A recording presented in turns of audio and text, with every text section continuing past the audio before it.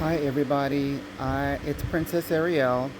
We are listening to Tsmadison and Angelica Cross have a conversation around the binary. These are queer trans conversations. The So non-binary let's get stuff, you started. know? Yeah, well, you're non-binary, right?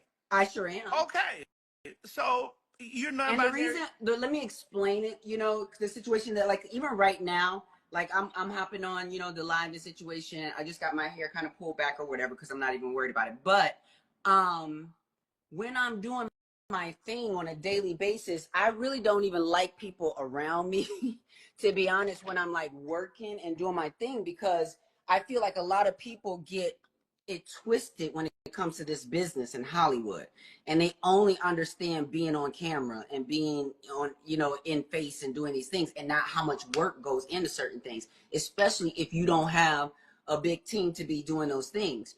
So Mm-hmm. when I'm doing the things, to be honest, like, I be around here and I don't got, I don't be having no earrings in, you know what I'm saying? Like, I probably usually be having my hair wrapped up. And again, I'm not performing certain, femininity. And sometimes, like, even when I have a team, people might feel a certain energy from me that they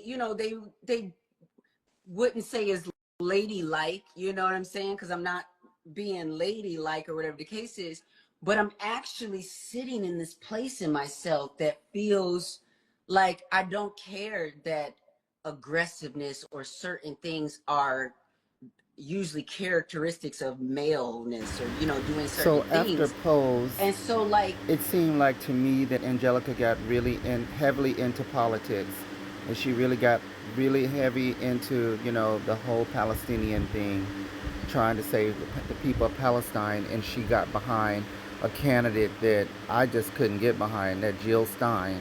Jill Stein and Trump seem like the same person to me. They're both out for self-interest, and they can't identify with you know they can't identify with black people. I'm sorry, but she definitely can't identify with queer people. But Angelica went like hardcore, all the way in, and she was literally running her people away.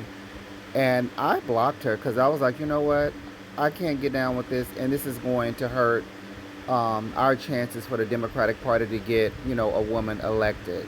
And so for that reason, I tuned her out.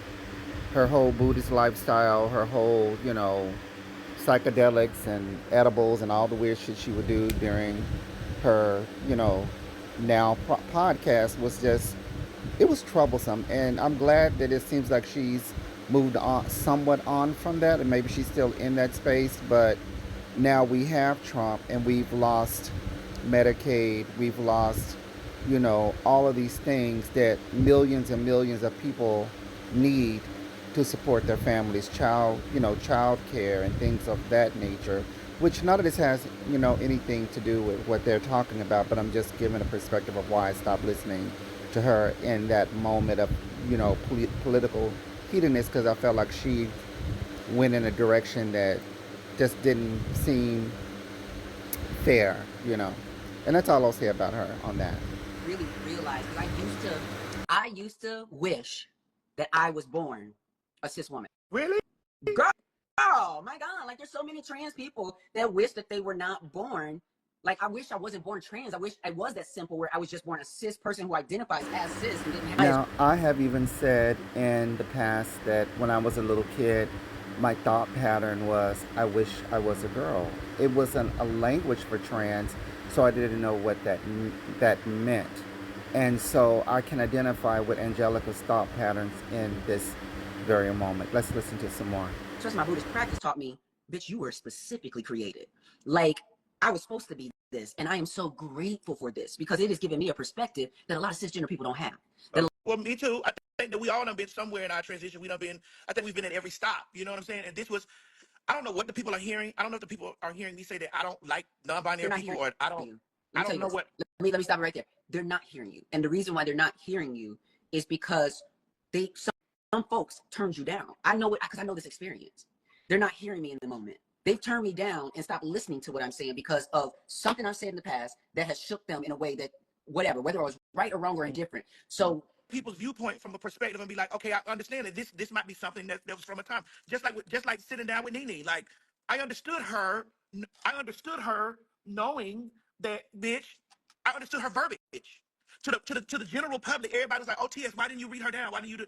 I'm like, I understood her verbiage. Her verbiage echoes 90% of women. But I think the missing opportunity was that you understand her verbiage, but she and many people like her don't understand the real life consequences from those things. Because so when we talk about, we know that there is a statistic of violence against Black trans women, and we know who is creating that violence. We know you have some accountability too if you still over here fanning the flames of patriarchy and toxic masculinity and saying, are you a real man or nah? Right. And making these men puff out their chest and hide and not be honest with you because you're trying to put them in a box just like they're trying to put you Part in. of me But feels that, like you know, Tsmadison invites these problematic people into her life, like Kaya, Nene Leakes, Jason Lee, Flame Monroe. All of these people are African American. That's the only thing we all have in common. But even that lady that was in prison and Trump let her out and she has a transgender daughter, all of those people represent transphobia, and they're not a part of the LGBTQ community, and they're very anti-LGBT in everything that they do and say. And I'm including Flame Monroe in that because of the way her mouth works and the way that her brain thinks. Even though she's somebody that claims that she's part of the community, she doesn't. I don't see it. But that's just me, and I feel like at some point Tsmadison has to stop allowing toxic people into her platform, because I think that's one of the things that is holding her back from really becoming a pop star. Like, she's got Beyonce and a lot of positive people around her, but she also has a bunch of toxic garbage people that she's still holding on to from, her life in Miami and meeting all of these, same people that she can identify with. I love the conversation. I thought it was honest. Yeah. I thought it was challenging. And I loved seeing your arc of I get it. Yeah, it's like I understand it. I respect it. What I didn't understand is how non-binary and trans are in the same umbrella. I didn't understand it at that point. I did not. I was in identifying as non-binary. I am in no way trying to measure up to that measuring stick that women are still trying to measure up to. Do you understand what I'm saying? And that they don't have to. That's the gag for me, is because you and I. Girl part about the situation, right? The white girl part about the situation is this: like, I'm not gonna have no white bitch come over here telling me, calling me ignorant and dumb and shit like that. You didn't grow up how I grew up, bitch.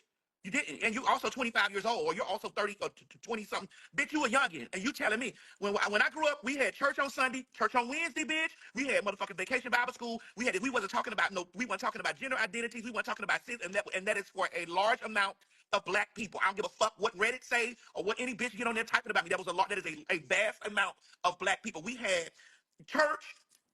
Bitch, This was another part of the conversation that I really identified with, because I grew up in a very strict small town of a Black community where all we did was go to church. There was limited TV. I think there was 3 or 4 stations, and most of those stations were, colonizer religious stuff or cowboy westerns. There wasn't very much stuff for a young person to identify with back then. We didn't have phones and stuff like that. And I've even said this in some of my own personal story time. So I really identified with what TS and Angelica were saying in this portion of their conversation. You are someone who's always been able to kind of almost lift the rug a little bit and show where we still need to have some conversations and have some I just want to say like, share, and follow. Thank you for listening. And thank you again. The reality is, not gender nonconforming people and non-binary folks typically still experience a privilege that trans people do not experience. There are queer people, especially queer white people, non-binary, baby, they're all up in the offices at the LGBTQ centers. They stay employed. But Black non-binary people, they oftentimes aren't seen the same way.